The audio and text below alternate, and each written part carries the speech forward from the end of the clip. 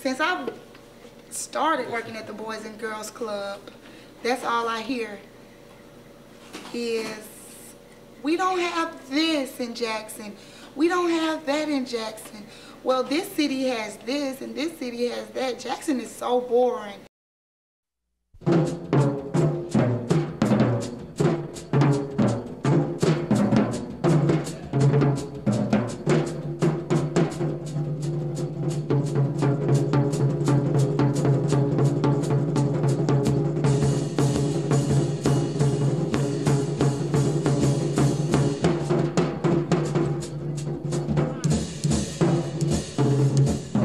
This is West Jackson. This is Capitol Street. This is the hood. This is the West Side. This is French Street. No, this is home. West Side. This is BGC. This is home. Here in the South, things are so spread out. You know, in the metropolitan area, in the urban areas, I mean, like New York, things are so dense.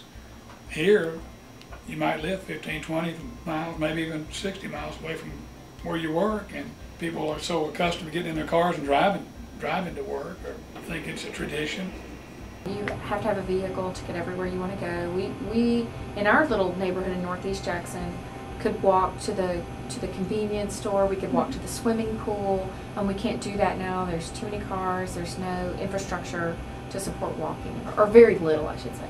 It has a lot to do with infrastructure, sidewalk conditions, road conditions, because to be honest, there aren't many sidewalks in Jackson. The problem that Jackson is having, as well as the rest of the area, is a lack of funding to maintain the streets and highways, or streets like they should. But what I am seeing is a huge interest in bicycle and pedestrian usage, transportation. The bicycle pedestrian advocates are a real strong group in this area, and they're really making a tremendous effort to try to get improved bicycle and pedestrian transportation.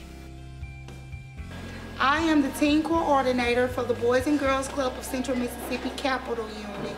We have the pleasure of having 3 students from Mississippi State's Architecture and Urban Planning.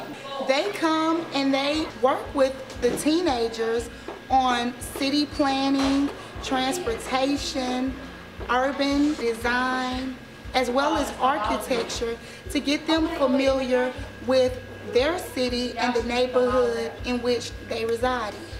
I get from home to school by a bus. My picture is a picture of a bus that I ride from school to the Boys and Girls Club. I don't know many kids that walk and or ride a bike to school within Ward 5, West Jackson. Well, that ain't gonna happen. You think a parent's gonna let their kid ride a bike to school in this city? Nobody's gonna let their kid ride their bike or walk to school in this city. They're gonna make them ride the bus or take them there in a car. You just can't trust it. You can't let a 10-year-old walk to school. I shudder to think that it would happen. I just absolutely shudder to think of the safety of that kid. And that's an unfortunate truth.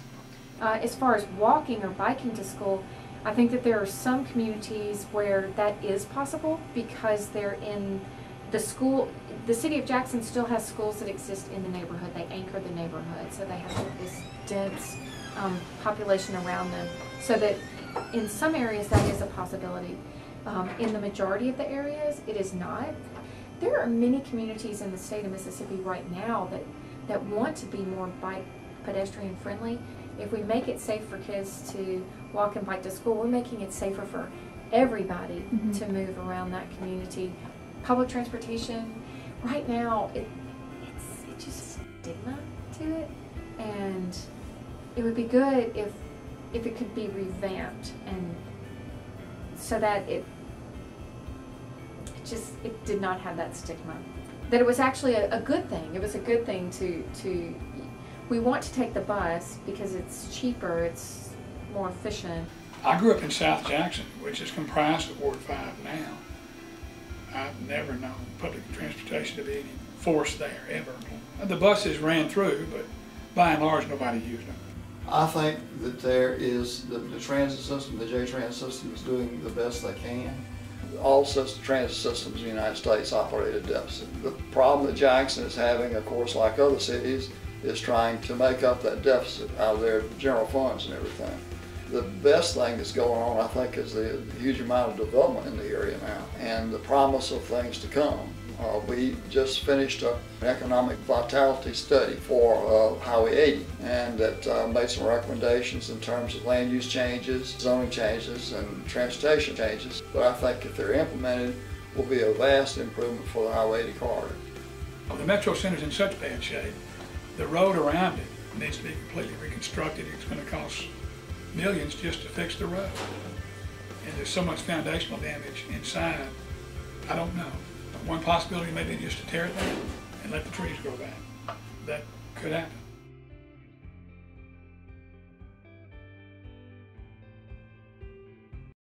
Well, I define sustainable as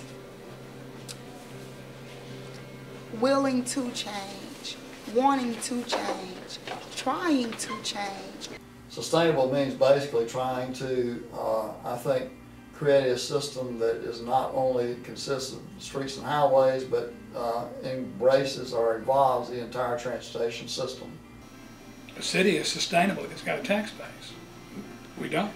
If we have the tax base, we'd have some money to pave the roads and that sort of thing.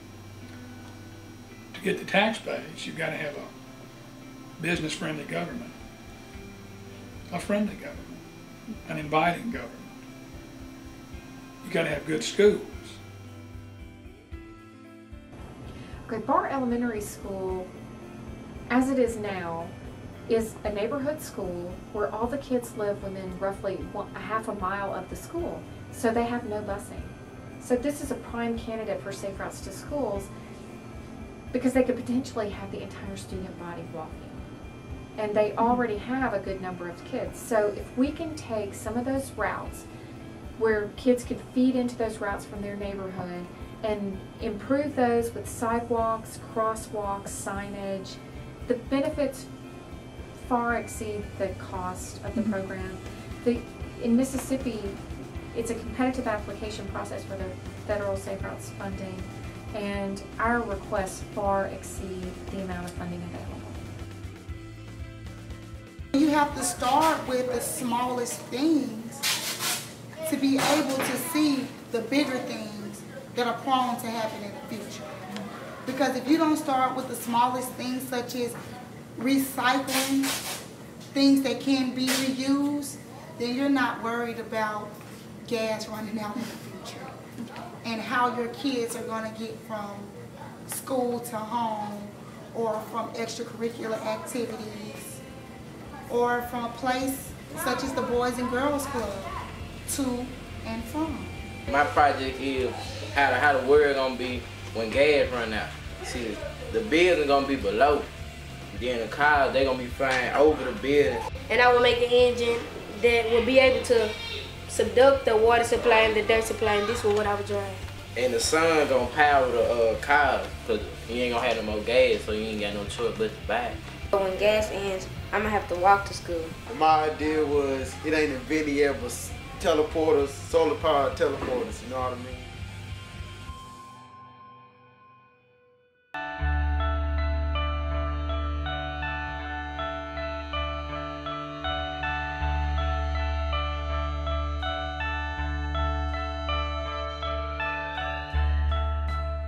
American oil production peaked in 1970. Peaking means there's less there to get than we've already gotten.